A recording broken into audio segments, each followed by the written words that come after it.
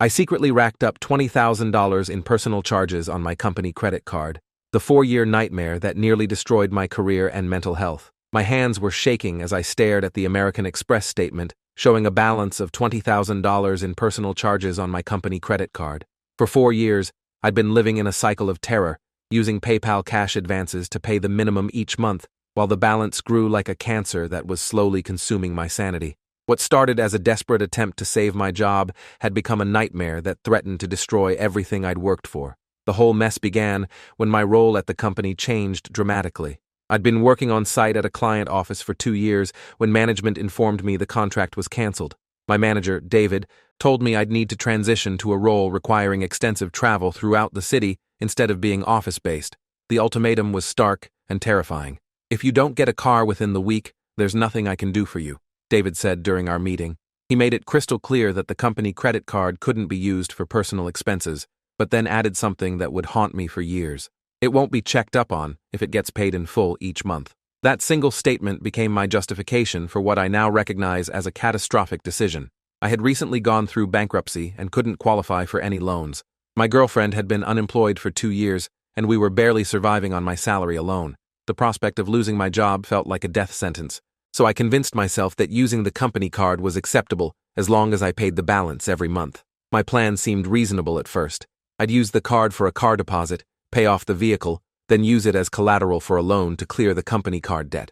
The logic felt sound, but life had other plans that would turn my temporary solution into a 4-year prison of escalating debt and constant fear. The first car's engine completely failed after just 1 month, leaving me carless with money already spent on payments. I had to use the card again for another deposit on a second vehicle. That car was nearly paid off when a semi-truck rear-ended me at a red light, writing it off completely. The insurance only covered the remaining loan balance, leaving me back at square one. By the time I purchased my third car, I was trapped in a vicious cycle that seemed impossible to escape. Each month, I'd receive the company credit card statement and panic. I'd use PayPal to withdraw enough cash to cover the minimum payment, plus whatever extra I could scrape together from my salary, usually about $2,000 monthly.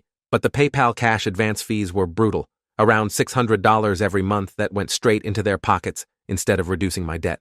The psychological toll was devastating. Every morning, I'd wake up with a knot of anxiety in my stomach, knowing that I was living a lie that grew bigger each day. I couldn't concentrate at work, constantly worried that someone would discover my secret.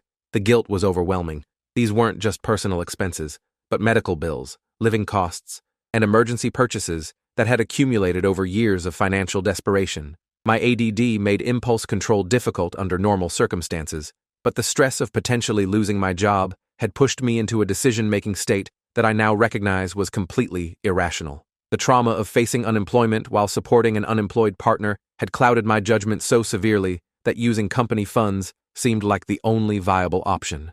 The worst part was the isolation. I couldn't tell anyone what I was going through because admitting to using company money for personal expenses felt like confessing to theft. I researched online constantly, reading horror stories about employees who'd been fired, prosecuted, and blacklisted from their industries for similar mistakes. The fear of legal consequences kept me awake at night, imagining court dates, criminal records, and the complete destruction of my reputation. Sleep became elusive as my mind raced through worst-case scenarios. Would they press charges? Would I go to jail? How would I ever get another job with a theft conviction on my record? The stress was making me physically ill. I'd lost weight, developed chronic headaches, and found myself snapping at my girlfriend over minor issues because my nerves were constantly frayed. Friends and family noticed changes in my behavior, but I couldn't explain what was wrong without revealing the truth. I became withdrawn, declining social invitations because I couldn't afford them, and couldn't bear to pretend everything was fine. The shame was eating me alive from the inside, but I felt trapped between the possibility of losing my job if I confessed and the certainty of continued misery if I stayed silent.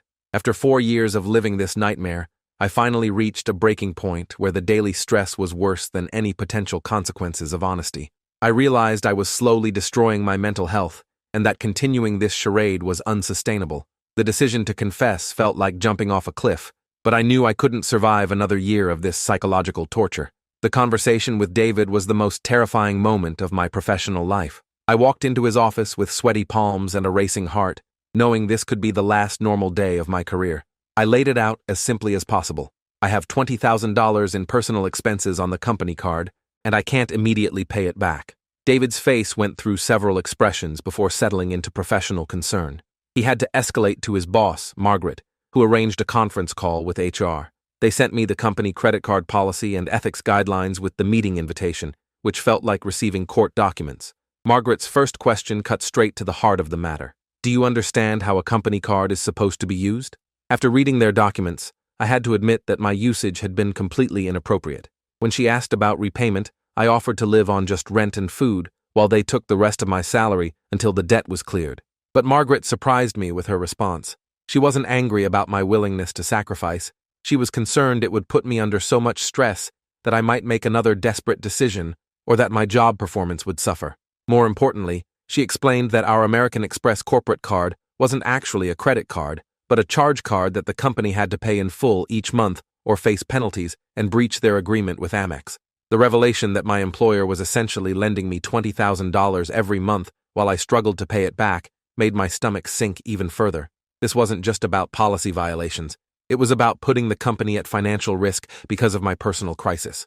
Margaret asked if I'd exhausted all other options for loans, help from friends and family, or any other resources. I'd already been rejected by multiple lenders and had documentation to prove my efforts. She said the finance team needed to determine next steps and scheduled a follow-up meeting, treating the policy violation as secondary to solving the immediate financial problem. What happened after that meeting changed my entire perspective on leadership and human compassion. David called me immediately afterward, not to lecture or threaten, but to offer support. He volunteered to document the cost of replacing me, showing his boss that hiring and training someone new would cost 4 times the $20,000, not counting client disruption. David helped me create a realistic budget that included $100 weekly for personal expenses, ensuring any repayment plan would be sustainable. He offered to approve cashing out vacation days, helped me explore accessing retirement funds, and promised as much overtime as possible. He even suggested weekend work options while warning me not to burn out by taking weekday second jobs. Use action words like, I can commit to, rather than, I'll try to, David advised when I prepared my formal response to management.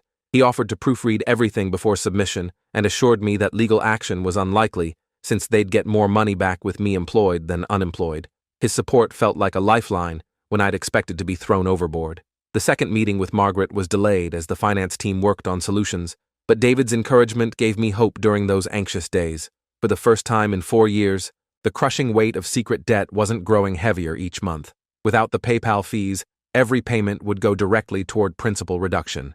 The final resolution exceeded my wildest hopes. Instead of firing me or pursuing legal action, the company worked with me on a repayment plan through payroll deductions.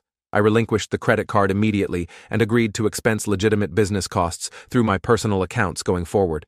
My budget showed the debt could be eliminated within 12 months, using only payroll deductions, with possibilities of acceleration through overtime and weekend work.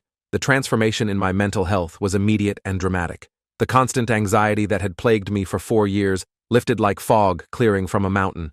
I was standing taller, sleeping better, and able to focus on work without the distraction of hidden shame. The unknown terror had been replaced by a concrete plan with a definite end date.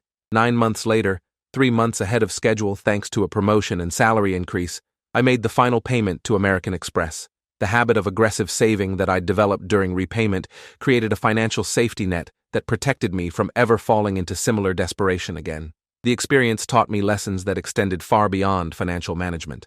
I learned to cook at home extensively, discovering that beans could be both affordable and delicious. The stress drove me to exercise as a coping mechanism, resulting in a 20-kilogram weight loss and dramatically improved physical health. 2 years later, I was less depressed, more active, more thoughtful, and genuinely happier than before the crisis. Looking back, that terrifying mistake became a catalyst for positive changes that might never have happened otherwise. The company's compassionate response showed me what true leadership looks like, focusing on solutions rather than punishment, understanding human frailty, and recognizing that supporting employees through crisis often benefits everyone involved.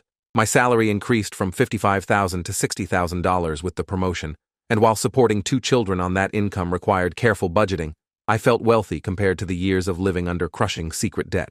The relief of honest financial management, even when money was tight, was infinitely preferable to the luxury purchased with borrowed money and constant fear. The community support I found online during this crisis became a backbone that sustained me through the darkest moments. Strangers offering advice and encouragement helped me find the courage to confess, and the strength to follow through on repayment commitments. Their collective wisdom guided me toward solutions I couldn't see while trapped in the cycle of debt and shame.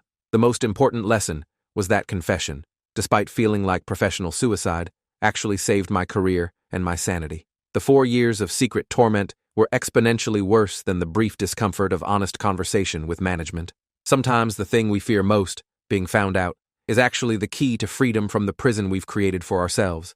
Today, I have healthy financial habits, a stable career, and the knowledge that even catastrophic mistakes can become foundations for better living. The $20,000 I once saw as an insurmountable debt became the price of learning invaluable lessons about honesty, resilience, and the surprising compassion that can emerge when we finally stop running from our problems.